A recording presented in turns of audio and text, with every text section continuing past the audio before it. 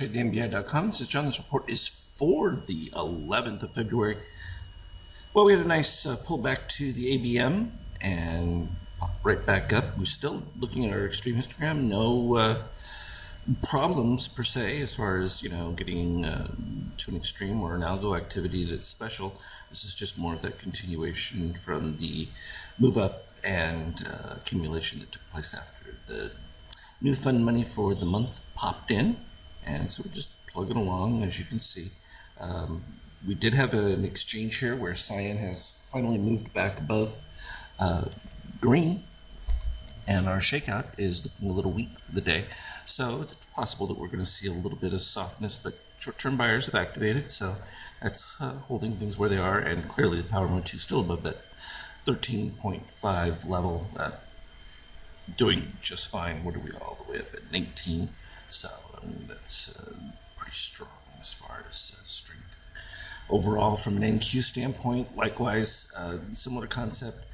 Shorts activating a little bit, so they're starting their approach in it. We'll see if they're able to sustain anything. They're coming from pretty extreme low position, so a little more work to do. Not as much activity from a short-term buyer standpoint in the steel here.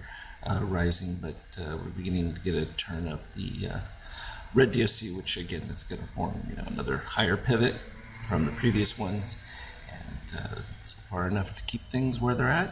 Euro's slightly pumping because of the expectation that eventually more stimulus is going to come to the US, which just devalues the dollar further. And gold still struggling because, again, like we said, well, you have both the cryptocurrency move that people are bleeding into. You've seen the reports, Apple, Tesla, and that. So that's draws away from the potential for gold, but also the fact that you're just not seeing inflation, particularly with lockdowns, and that's still happening just about everywhere. From an intraday standpoint, started with the pump. We had some positive extremes, marked them. Didn't take long for the first DSC spread sell signal to come in, and these are always the tough ones because you're just sitting there waiting and waiting, and then finally, at this particular point, you get a secondary signal came in, and that led to a more precipitous drop. And that was just because, so you can see the difference between those shakeouts up here at the plus 15 range, at the yellow line, horizontal, and then once it breaks down, tried to get back up, they couldn't do it, and once that breakout, we ended up with negative shakeout. Also, we ended up with dip below the red line, which are these magentas, so we were expecting that low to be revisited even after the pop. So it's just a matter of waiting for that cyan to come back down below is the ideal situation. In this particular case, it was a little more difficult because it moved so high above with steel, got all the way up here. The cyan crossed above green, forming that spider where it breaks up and then just rolls back over. Now, if the red had been able to maintain its trajectory and move to a new zone, then we would have been okay. The potential for the move to continue, but in this case, it rolled over. That led to a revisit of the low right at the previous algo lever, and then we did the exact same thing and broke down to new lows, which finally, you see, you had our steel dip right here towards the zero line. In fact, went to negative and then popped back above. So then I'm just waiting for orange to break down underneath. Did exactly there. Took a little bit, but the momentum built, and that brought us all the way up to falling 100% lines, which we know we're going to reach the 100% at that particular point, and it's just a question of how fast the decline is versus how fast the rise is. And in this case, met it right about here.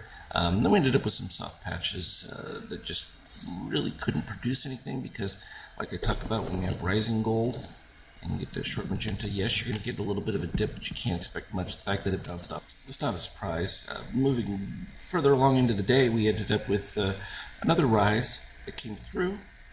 Clean DSC spread, took us right down to the 50% marker, and it was at that point that you ended up with steel crossing, orange dipping below, and it's a little tougher on this one because it's the initial, the fact that it took a while for it to continue to go and you maintain the green going up higher. I'm looking for, like I said, that red DSC to break into a new zone. It did, but just as it did that, you ended up with what you're really looking for, which is that beautiful cross of cyan below, well, cyan above the green, which was the split that took place right here on the quick spider. The steel breaks underneath it with orange popping, and that led to just a real quick decline, but steel coming up underneath zero and then back up above. Once that orange did it again, that's led to the current rise. Didn't quite get to positive extremes, so that we're right back at that same 39.13 algo. Not a coincidence.